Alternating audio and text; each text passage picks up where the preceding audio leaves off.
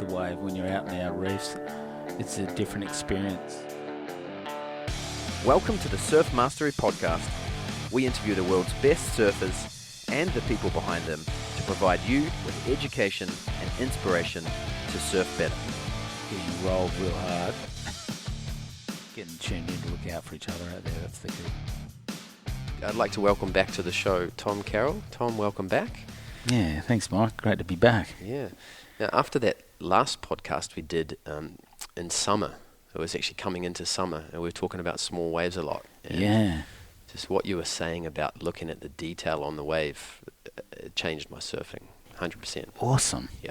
Awesome. Like I was always frustrated with 1 foot slop, and I bought a small wave board, a short, flat board, and after that podcast, and I just, every time it was small, the beauty is that when it's small and crap like that, there's no one else out. So you've got the line up to yourself, and after a few weeks of just trying, I started to click into it and just had so much fun. Yeah, and yeah, you can start enjoying like crazy little surfs, and you go, "Oh, I had a really good surf," and they're just looking at you like, "You are tripping." Yeah, it's there's so much more to offer than our idea of like the perfect wave. Yeah, and some of my funnest surfs are when it's small and just clean, and I'd even say it's pumping, because it's just, you learn how to surf it and there's no one else out. You go out there and catch 20 waves and you're done. And like you say, like pointed you towards the detail, whenever we go in the surf, it's not really about the wave so much as it's about us. So quite often, more times than often, it's about how we're approaching it. So we walk out in the surf or paddle out in the surf, walk to the water at its edge, and we take our board out there and we take ourselves, whatever's going on, and our body's either loose, free, or, our emotional state's different. So and that always can be a lot more open, and we don't know. It's always different for me. So that's what's cool about surfing.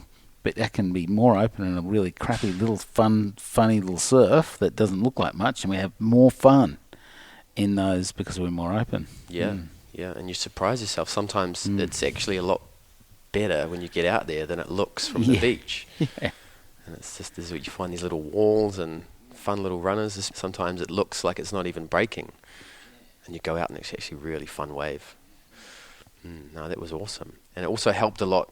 I've started to get into a little bit of big wave surfing. And good. Looking at that, you have to look at the detail on those waves because there's so much wind and stuff when you're that far out to sea. And I wanted to pick your brain about big wave surfing. But before I do, let's talk a little bit about surfer's ear. Yeah, surfer's ear. Yeah, I've had a little journey with that recently. I had the exostosis removed from my right ear on March 11, which put me out of the ocean for a few weeks. Actually, the doctor wanted me out for a little bit longer, but I'm not one for listening to that stuff too well. I'm a bit naughty, but I just listened to my body and it was working fine. I didn't have any complications, so it was good. I wouldn't advise you going in the water with complications in your ear because all it does is exacerbate the situation. There's a lot of bacteria in the ocean that can get caught in your ear, and it's a really amazing environment. The ear, and what I've learned about it is that it's its own environment in there, and the exostosis is a bone growth that's created by the body to protect one of the most important, actually two of the most important senses for survival, which is balance and hearing.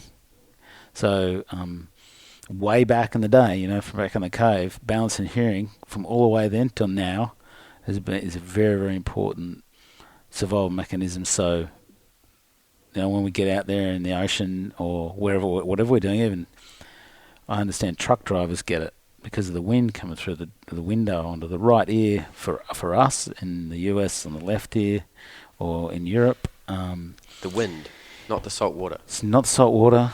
It's just all about the wind. It's particularly cold winds.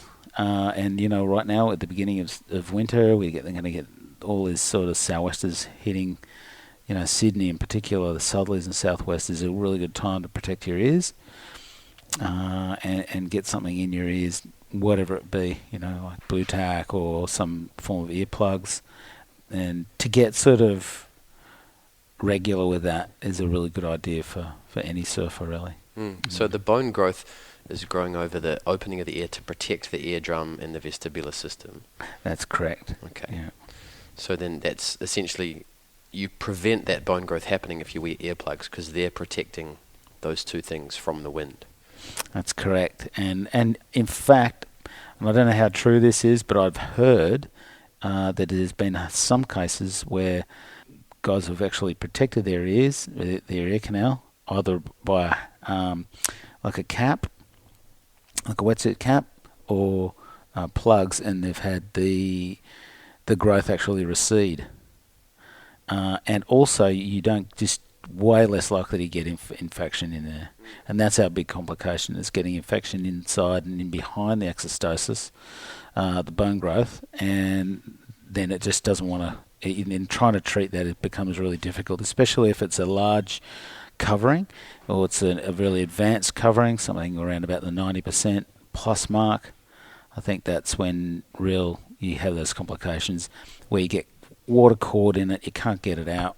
Bacteria in the water starts multiplying in there and having a bit of a party in there. So, and you become the host to those little guys, and hence you get a bit of an infection. So we don't want to get that. Anyway, that's the result of the advanced exostosis. But yeah, it just basically wants to protect that really important part of our body. It wants to keep us balanced, and we want to hear and want to be able to hear behind us, especially any dangers that are coming up behind us. Yeah, okay. So it's pretty important to protect your ears, but what's put me off in the past with blue tack and standard earplugs is you just lose most of your hearing. Yeah. But then I went in and bought some of the surf ears. Oh, cool. And it hardly changes your hearing at all. It's quite amazing.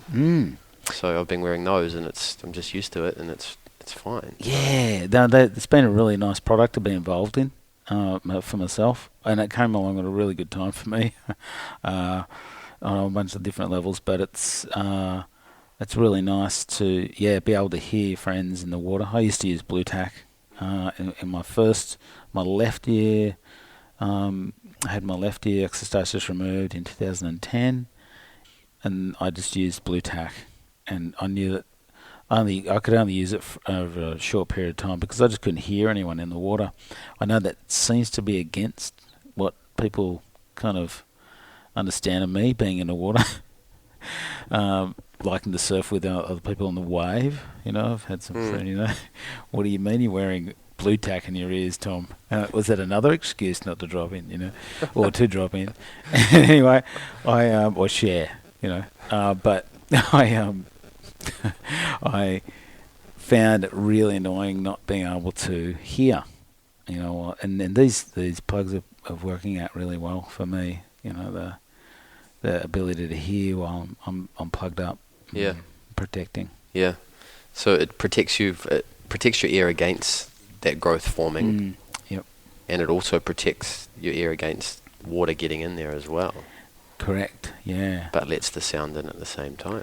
Yeah. And the cool thing is, I know they come with a little leash setup, which I don't particularly use. But I've lost like blue tack and stuff out of my ear and things like that. But I was surfing some really big waves on the North Shore of Oahu earlier this year, and using them the whole time, and I didn't lose a pair. I mean, I got completely annihilated on the North Shore this year, and they stayed in. So it's a really good design. Those guys, the two Swedish industrial designer surfers who started it off, have done a really good job. Yeah, Surf Ears, awesome product. If you go to surfears.com, you can find out a little bit more. That's surfears.com. There's also a tab there with a list of distributors. The Australian distributor is creatures.com.au as well, by the way. But yeah, go to their website, check them out. A great investment for your surfing longevity. Also put a link to to those websites in the show notes as well. Mm. So big wave surfing. Yeah.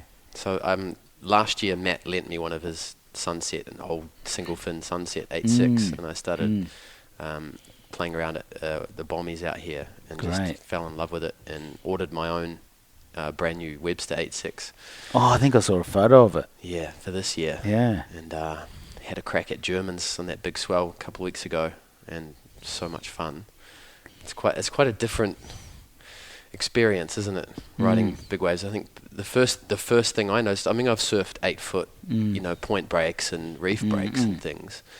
But when you're surfing an 8 foot wave on an outer reef or a bommy, the main difference I noticed was just the speed at which the wave is moving through the water. You need a big board to actually catch it, because the wave's moving so much faster. It might not be any taller than an 8 foot wave on the shore, but the wave's still moving so quickly.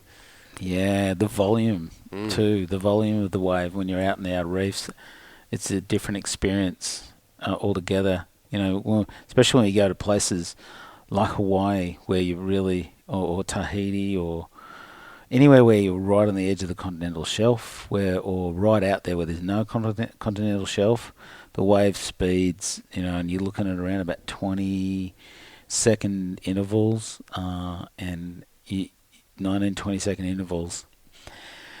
That's when the waves are moving so super quick, and you got to paddle your guts out to get a hold of one of those waves, and that's what I'll think of what goes on now with the boys at Jaws and how they're approaching that stuff. It's just phenomenal how they can deal with that, the speed of those swells coming towards that reef. I remember towing that wave and just going, man, I'm just flying. I'm just hanging on a little tow board, 5'8". These guys are just dropping in on this big, heavy, the winds come at the face, and it's just incredible what they're doing. Yeah. Well, what do you think is the biggest risk when you start, especially for someone who hasn't had much experience, a beginner to big wave surfing? What's the biggest risk? Drowning. I think... and it works back from there. Really, it comes down to being really prepared in yourself, and I think it's probably a good idea to get some inflation, vest, or some sort of, or something that actually holds you above the water, so at least you can get plucked out at some point. It's also good to surf with people, not to be the Mr. Solo guy. I'd get a couple of buddies that we like to do this sort of thing with, and or tap into some of the, just basically a community of big wave riders, guys that do it together, and so they can support each other in the situations.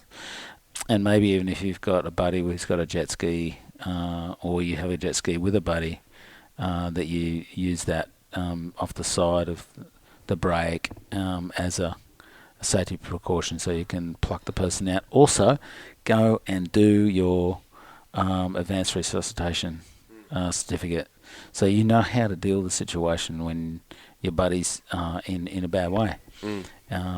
That's going to be critical in any situation. It's always good to have that knowledge, but just recently, Aaron Gold was literally, a very experienced big wave rider who's ridden a lot bigger waves than what he was out at Cloudbreak last week. And you have a situation where he was knocked out, unconscious, and he needed to get plucked out. Now, he's lucky to be alive, and it was only through the fast response and the knowledge of the guys on board the boat and knowing how to get to him, like Mark Healy, and I know that Greg Long was there. These guys have a lot of experience and knowledge on, and they were lifeguards there. So these really important stuff, and we just don't know. And if you can, even on top of that, if you're going on a mission somewhere and you're thinking you're going to be a big wave rider guy, and you got a lot of experience, even try and have a defib machine.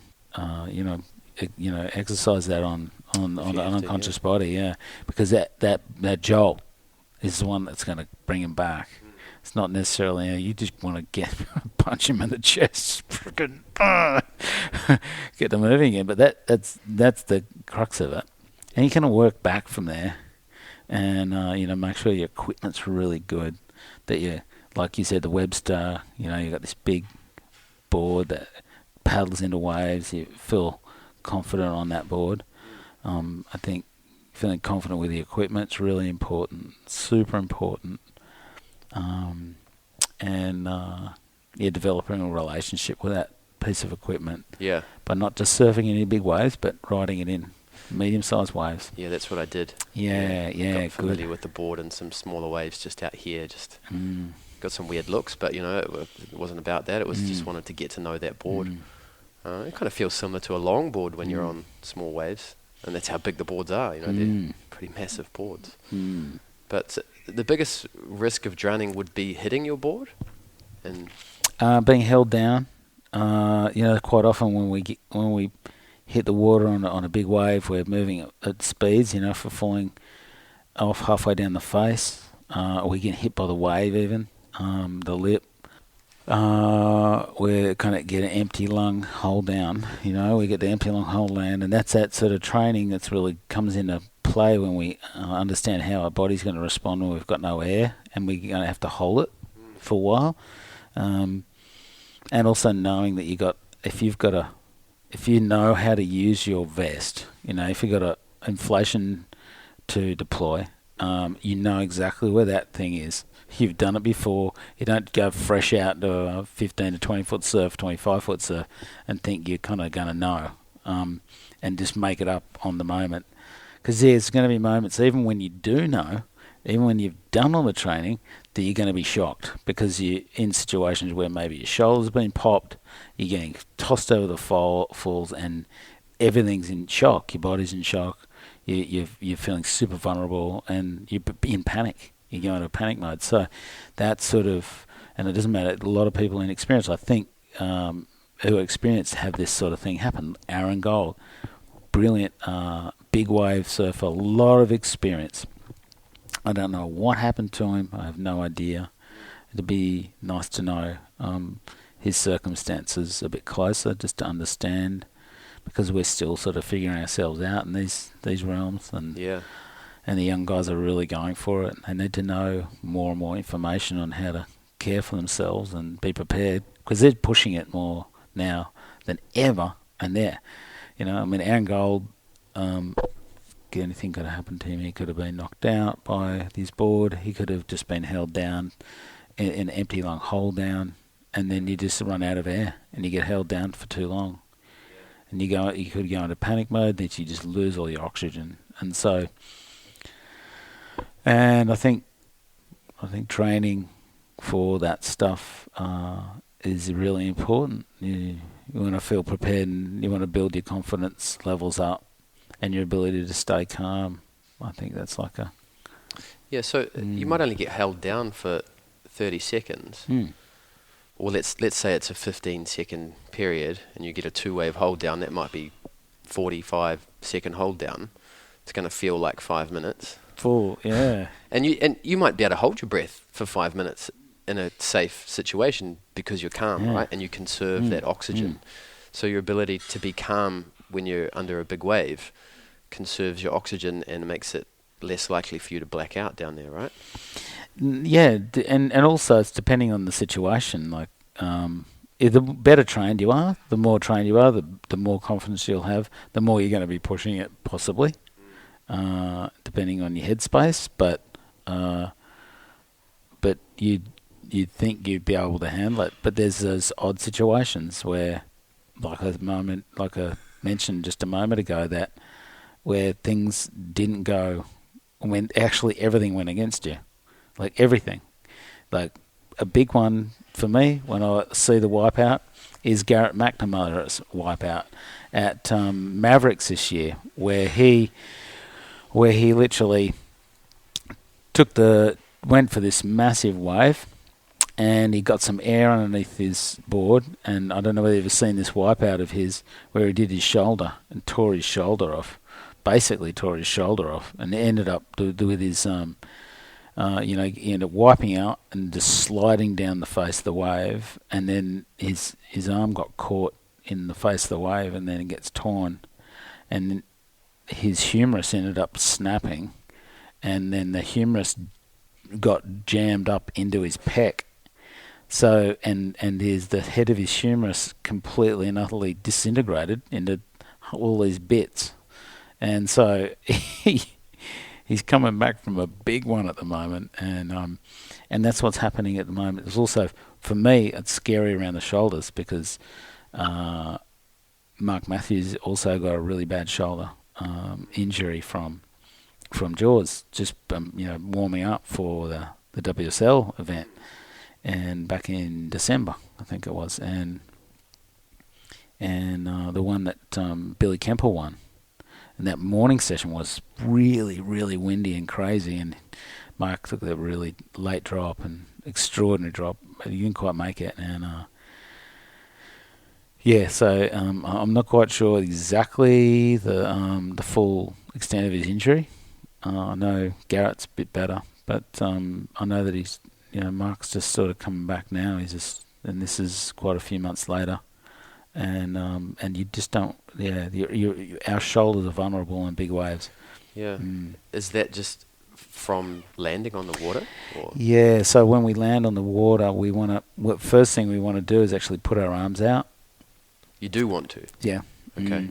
Same thing happens kind of in snowboarding too. My experience was where I actually hurt my shoulder trying to do a spine jump, and I kind of just I kind of over rotated and came down and jumped and fell on the flat a little bit, and it was higher than I'd never really been, and I kind of hit this flat bit, and I kind of went down and I put my arm straight out, my right arm straight out, and it sort of tore back and sort of subluxed the shoulder joint.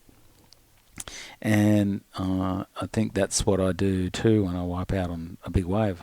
I want to put my arms out to dive, to actually, and it's probably break the water, which is a good thing. But if we're flying along in situations and we've got our arms out, even getting pounded in the violence of getting pounded underneath a 20-foot wave, you can have your shoulder torn around and just torn out.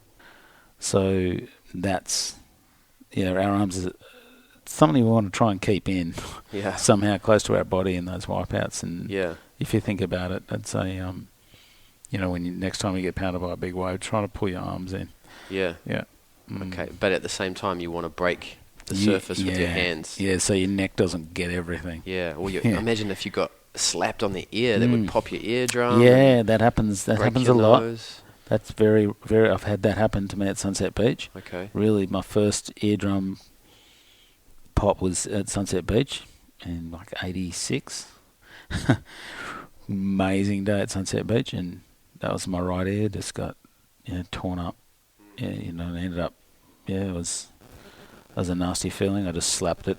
I was just amazing. Surf was building and took an air kind of drop on the West Peak and didn't quite land right on the rail and went down on my right side and slapped it and went back over the falls, and I had that feeling of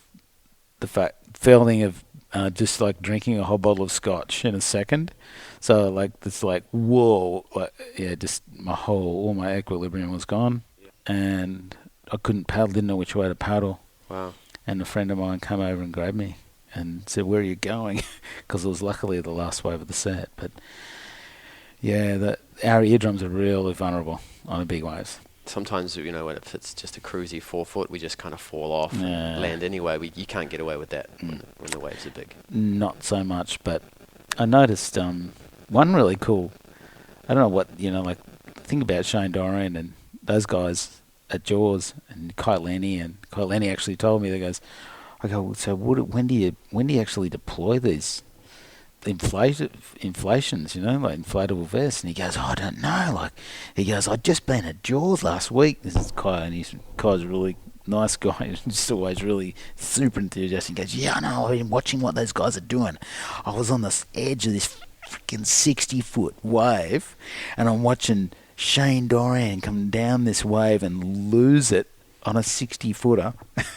And I'm watching him what he's doing with his vest, and he pulls it as he's going down. Okay. You know, he's just going down. He just pulls that thing, so it inflates as he's getting. I mean, and you get more of a pounding straight away. And you're going to get it.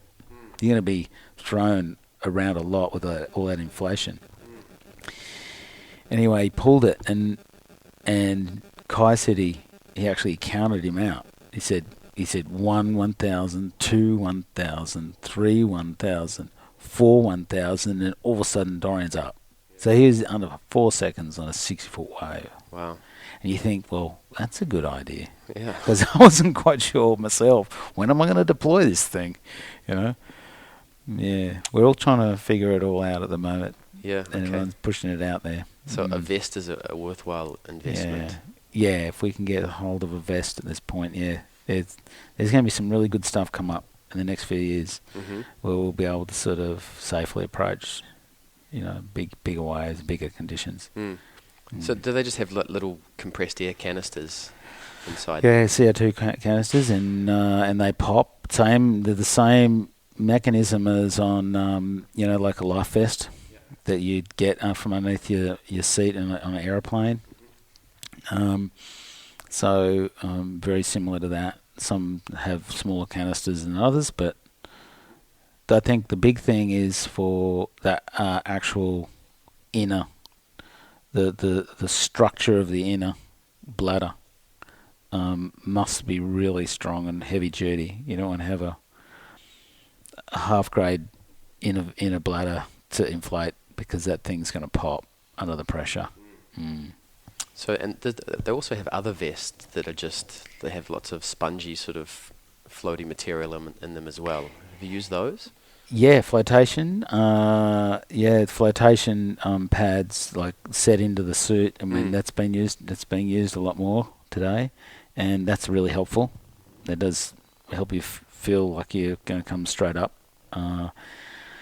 I've used that quite a bit, and also on the vests we use the PFDs, I should say. PFDs for using them on the jet ski and towing. We can swap those out and ride without the vest or put them on. Yeah, it's so good to feel like you're coming up on a bigger wave. But it's funny to think that I surfed that many waves when I was younger, all in significant size. The 20-foot range with just a pair of board shorts on, without a care kind of in the world. So it's a very strange thing today to think that we've got to do all this stuff, But I think it's a really good idea. When I think of what happened to Aaron Gold the other day, I know that, his family will be really bummed. Yeah. And I know that we've lost a few along the way, Sion Molosky and the list goes on, Todd Chester and so on. So we want to protect ourselves. What are some other risks? Oh, well, of course, the board hitting you. Yeah. Going in you. I mean, we're just like a bag of gel, really. A bag of jelly and sinew. So as soon as you pop through the skin, the board just sort of slices through, and any sort of flesh real easy, fins and so on. Like we all probably have felt before. Broken bones and dislocations and stuff like that. Yeah. Yeah, it is a very different game. I remember a clean-up set came through last week, and there was another surfer. He was at least 20 metres away from me, and we got tumbled by the whitewater, and I came up and he was right there on top of me. Yeah. So you don't realise how far the other surfers can move if they're in a slightly different position of the wave, so you've got to stay well clear of others as well. Yeah, keep a real good eye out for others, and to particularly get really clear about how long your leg rope is, and how that plays out, and how heavy your board is, and how strong your leg rope is. It's really, really important. You want a good one. I want a good leggy. Yeah. Yeah, my leg rope broke out there. I've had that one. Yeah, out there. Yeah, I've had quite a few boards break out there. I took a stand-up paddleboard out there and surfed out there, and the leg wrap popped and had to swim with the damn paddle.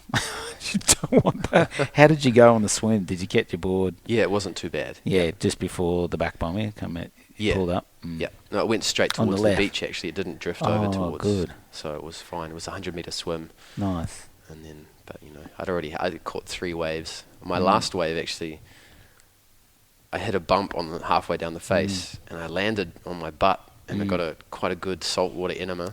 Oh, good, yeah. That feels odd. And a good ball slap. Yeah, balls. So you just don't realise how fast you're going until the water feels like concrete, Yeah, it does, doesn't it? It's hard. Do you try and, if you're in that situation where you get bounced and you feel like you're going to either land on your bum or your feet, which would you choose? Would you straighten your legs out, or would you curl up, or? I don't know, I'm sort of more inclined to, do a bomb, my knee, I've got to be really careful with my right knee. So I'm almost sort of like subconsciously preserving my right knee. So everything else comes second, third, fourth, fifth, Like I don't want to go straight-legged into anything. But it's so on the moment. For me, it's so on how I'm doing it at that very moment, and being in a good space, headspace, and I can sort of feel it out, and then take it like there's, many wipeouts I've had before, or moments where I've had to take that kind of hit. So have you done much training for big waves, or is it all through experience?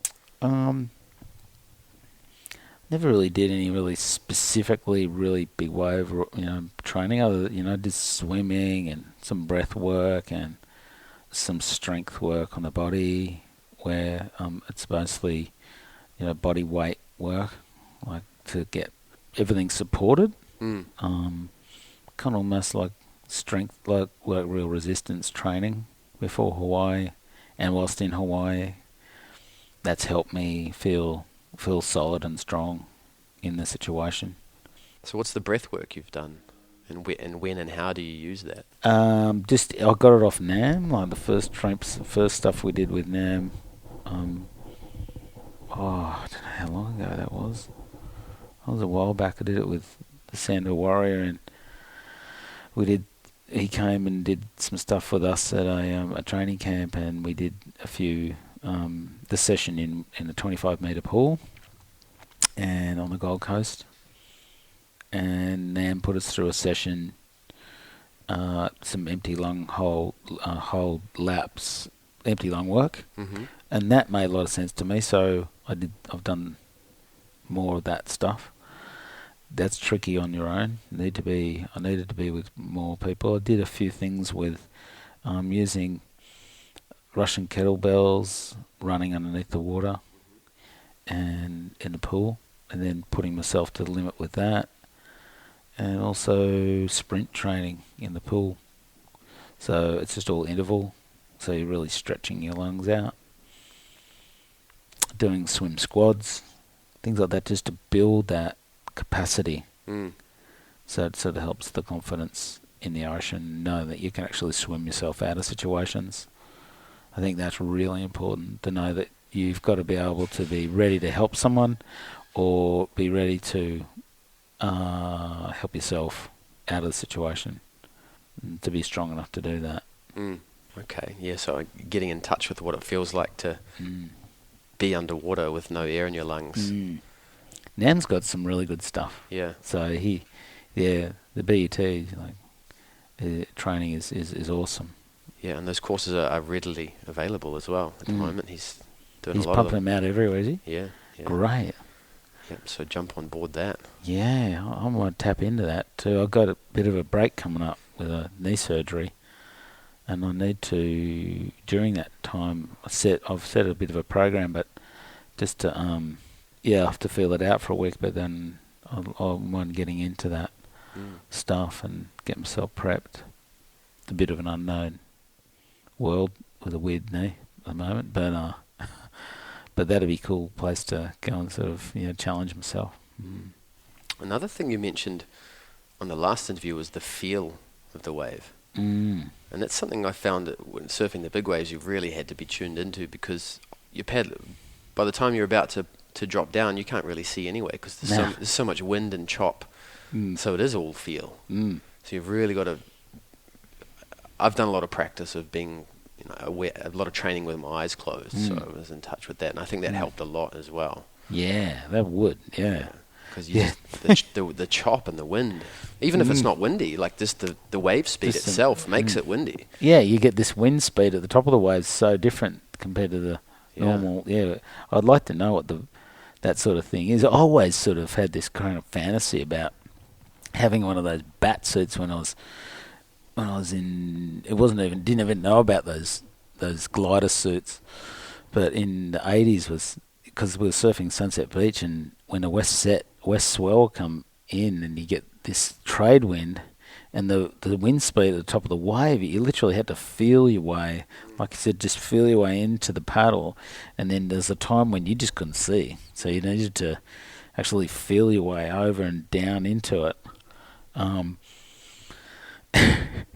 But I was so hungry to get the wave that I just override it. Yeah. But yeah, there's something in that, what you're saying, like doing it, training with your eyes closed, training like bouncing with your eyes closed, doing that sort of stuff. Yeah. Get body awareness, come back to your body all the time. But it's always in that sort of full action mode. So you have to just sort of almost do it in a full action movement. Yeah, but also you're when you stand up and you're dropping in, it's really, you've got to be really careful with how you hold your hands, because you've got to be aerodynamic as well. Yeah. Doing the bottom turn is almost done with your hands, I felt, just through the wind and. Yeah, it's all very subtle, and you can see that when the guys are taking the drop at jaws, and every little movement's so important for them. Every little movement, so every little adjustment, it's all feel. It's no thought. It's just all on the moment feel, and kind of like sensing where you're at a really kind of a broader overall sensing of the situation, and being right on something underneath your feet that's moving so quick, and the little bumps and chops, which are actually can be a lot bigger out there. So you're always adjusting to that stuff. It's like so you kind of I love that feeling though. That feeling of feeling way down a big face. And when you get one of those ones that is smooth, it's like really special. It's like I can imagine, yeah. You almost wanted it like a 5-knot onshore. Yeah, no, the onshores are good on a big wave. Yeah, you can. Yeah, you get that glidey kind of. Yeah, you get the first wave just knocks all the, smoothens out the water, and then you get the second one that actually stretches more and draws a little bit more maybe, and you just get this nice big smooth face. Yeah, I love that. When it's slightly onshore is probably better, and plus your paddle in's much easier. Cool, and I mean, it's despite all the risks and stuff, it's an amazing experience, isn't it? Yeah. And it's amazing for the rest of you. Like after that day, having surfed those waves, and then I surfed the next day, and it was still quite big, but I just went out to the local beach on my shortboard, and it just it felt so easy. Yeah. And it felt so much faster, and after having had that experience. I guess that every surf you have when it's big kind of adds on to that. Oh yeah, I know that. My buddy Ross Clark Jones, he's like, who will spend a lot of time in Hawaii surfing the biggest waves he possibly can, and months, and especially in this last one, where like it's just El Nino year was just a crazy year, whereas like it'd be 10 to 12 feet, and he's like going yawn, like that's boring, like he's off doing something completely different because it's small, like, and everyone's like 10 to 12 feet, and it's small. Think about that headspace. It's like like it's pretty funny to think that. it's a cool contrast. So like really improving your small wave game, and then having a crack at big waves. Both those extremes just makes the 2 to 4 foot surfing so much more fun. Yeah. And you go jump down your little boards, and they just, they move around the wave. Your body responds differently, and it's more gymnastic in the movement. It's not whereas it's more of a static hold. On big wave surfing, it's more of a static hold, and you're kind of making those really tiny adjustments going down the face, and even off the bottom turn, and you can't move around on a big board like that. No. As soon as you jump back down the little board and your little waves, it's so much fun. There's not that threat. You don't have that kind of fight or flight thing going on anymore. It's more like this sort of nice feeling of just being calm in the water and kind of a calm froth. More of a calm froth. Yeah. Yeah. Okay, so to summarise, if someone wanted to have a crack at some bigger waves, they need the right equipment. Yep. They need to be with someone who's done it before, ideally. Correct. Yeah. At least one other person. That's if you're starting out. Yeah. And it's always good to be with someone anyway, I think, in those conditions. I think being the solo guy isn't necessarily, you can try it, but it's your chances. If something happens, It's not worth the risk. it's not worth the risk, yeah. And plus, you really enjoy it with a buddy. Taking a risk, the connection you get after it is awesome. Yeah. And you'd be surprised. Like sometimes I've surfed back bombing, and it's not actually that much swell, but it's breaking. And it's not even almost big wave surfing, but you can still go out there and experience Feel it, what it feels like to catch a fast moving wave on a big board. And that's how I got into it last year, and that prepared me for the big swell last week. Yeah. So ease into it as well. Try to ease in. Yeah. Yep. Keep it safe, the right equipment. Where do you get the vests from? Is there a company that's doing some good ones?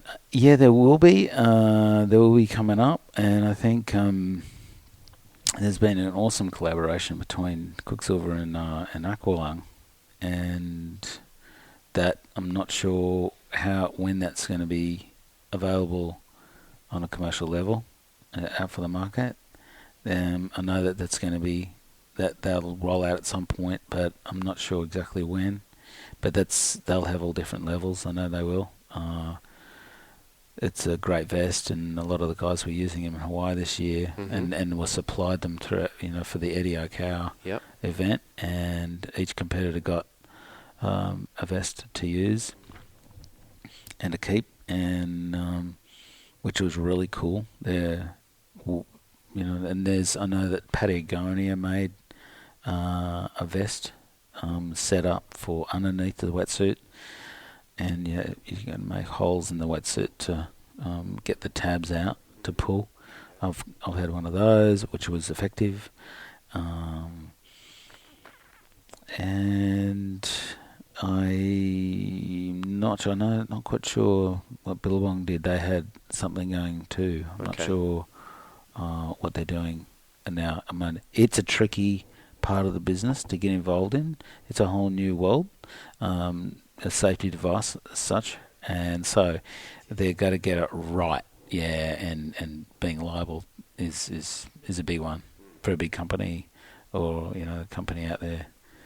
Yeah, so I'll just keep looking out. I know that in Europe there's Decathlon, which is a huge department store chain. And they have a big sporting department store chain, and they do a series of inflatable vests just for people, really basic ones that are available. I know in Europe, but I'm not sure. I know in France and so on, but they're for anyone.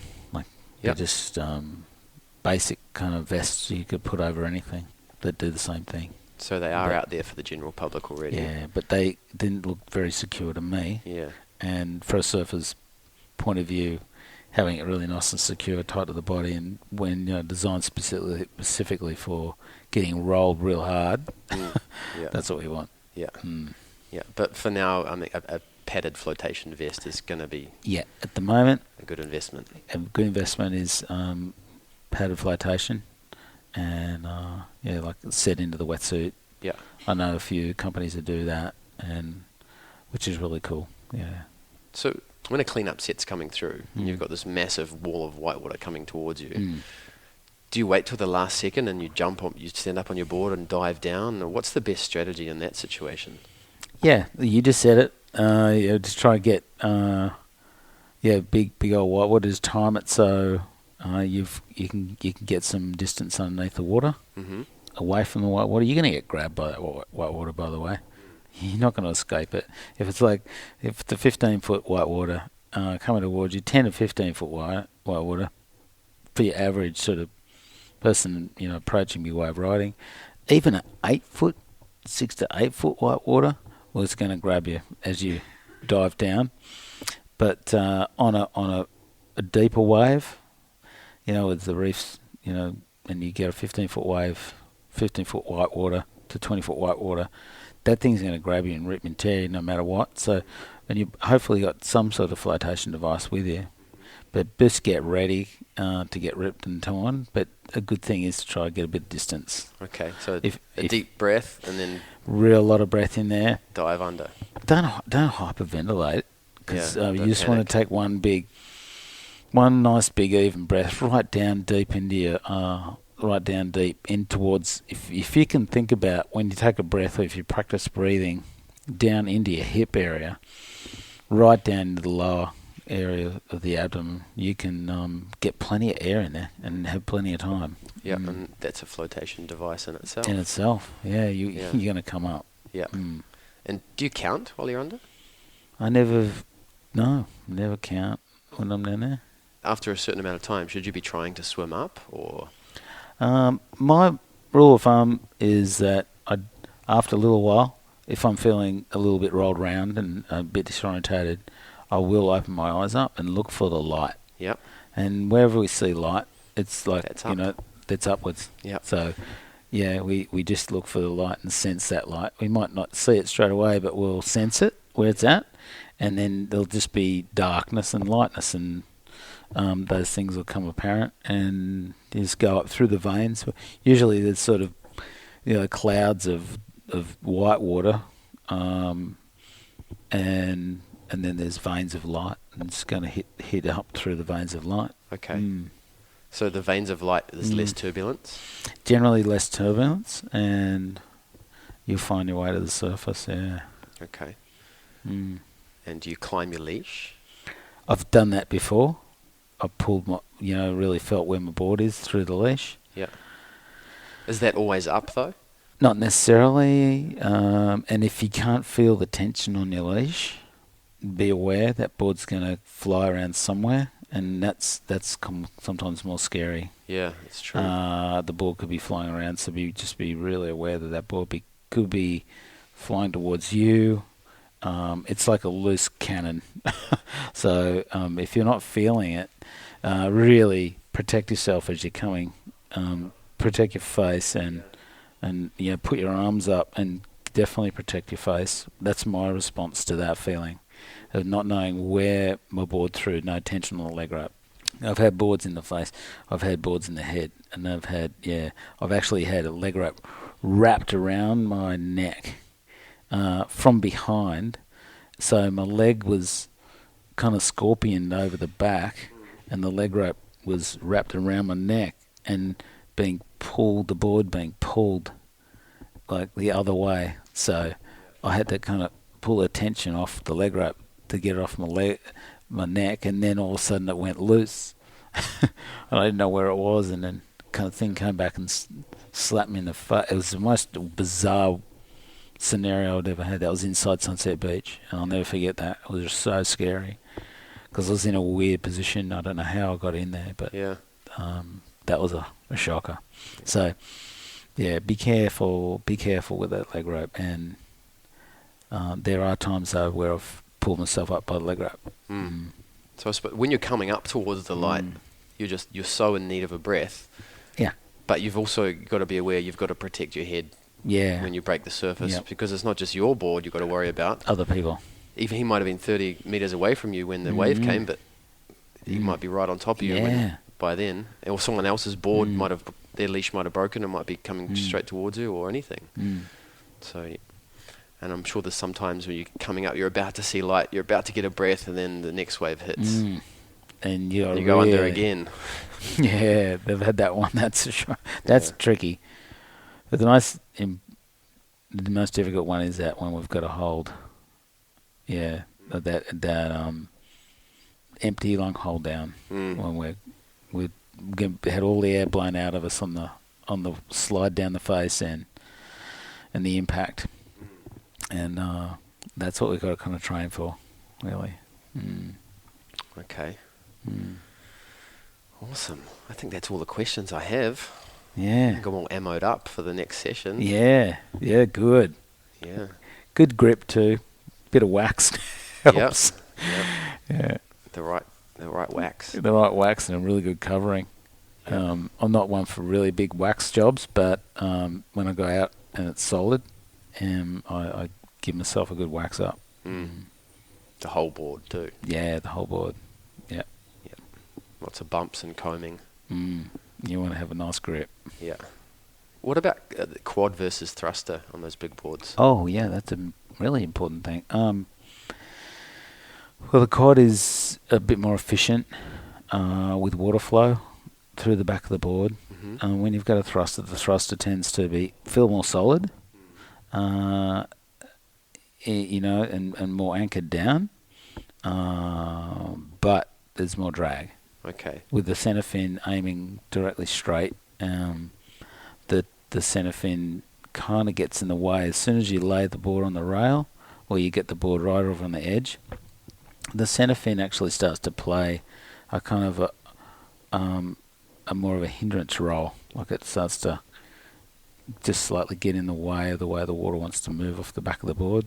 And when we have the quad set up and the fins are set up correctly in line with themselves in a really proper alignment with a point way off off the nose of the board, so they've got this really nice angle to the fin. It's way better into the angle of attack of the turn. The water wants to come through the back of the board unhindered, and we just get a little bit more release, so we're able to escape the wave better and actually hold on to speed. And you're getting a lot of speed, like you mentioned, on the wave, and we want to kind of hold on to that speed. And the quads are just a little bit better, a bit more efficient in the water flow off the back of the board. You can reduce the size of your fins, so you've got less drag again, and use more of the rail of the board to hold you. So a small, stiff fin is fine? Yeah, small, stiff fin, and probably 70-30 foil on the front and 50-50 on the back. Okay. So you've got this sort of real neutral fin. So a quad setup would be better for a beginner because it's faster? Look, the quad setup is definitely for someone who wants to ride really, big waves and push it. It doesn't really matter whether you're just starting out and feeling it out, but it's just going to be a little bit more efficient. Whether you're advanced surf or intermediate, the quad setup on a bigger wave works more efficiently. But then again, some people like the more sturdy feeling of being on a thruster, and that's a really personal thing. I know the Ross Clark Jones, he likes to use, he loves his thruster. Yeah. And he's really effective on it. There's no doubt about it. What about that little nubster fin that people use sometimes with the quads? The one on the back. Yeah. That sits in, the one that Kelly Slater kicked off with a few years back. You ever tried that on big waves? No, I haven't. No, I haven't tried it on a big wave. It's probably not a bad idea to think about. If that feels better for you on a smaller wave, and then you might be able to want to, because what happens on a big wave, you're traveling a lot faster. The physics of it means that the fins get bigger. So the size of the fin, does matter on a bigger wave. So that's what happens, and we can reduce the size of the fins. Okay. Cool. I think we covered a lot. Yeah. Yeah. Awesome. Cool, All right. Mike. Yeah. Thanks, Tom. That was valuable information. Well, it's an honour. It's good. I like sharing, and it's just learning. We're just still learning. Yeah. Still figuring it out. We've come a remarkably long way, but we've still got a long way to go. Yeah. I think. Yeah. Yeah. Oh, awesome. All right. I feel much better now. Kind of. Yeah. A few stories that put me off, but some information that will help me to keep it as safe as possible at the same time. Yeah. Which is good. And it's just getting tuned in to look out for each other out there. That's the key. Yeah. All right. Thanks, Tom. Awesome. Cheers, mate. Thank you. Thanks for tuning in to the Surf Mastery Podcast. Again, I'm your host, Michael Frampton. Make sure you subscribe so you can keep up to date with the latest interviews. Please share with your friends. Check us out on Facebook at Surf Mastery Surf. And if you're on iTunes, please go and give us a little rating. That'd be awesome. Until next time, keep surfing.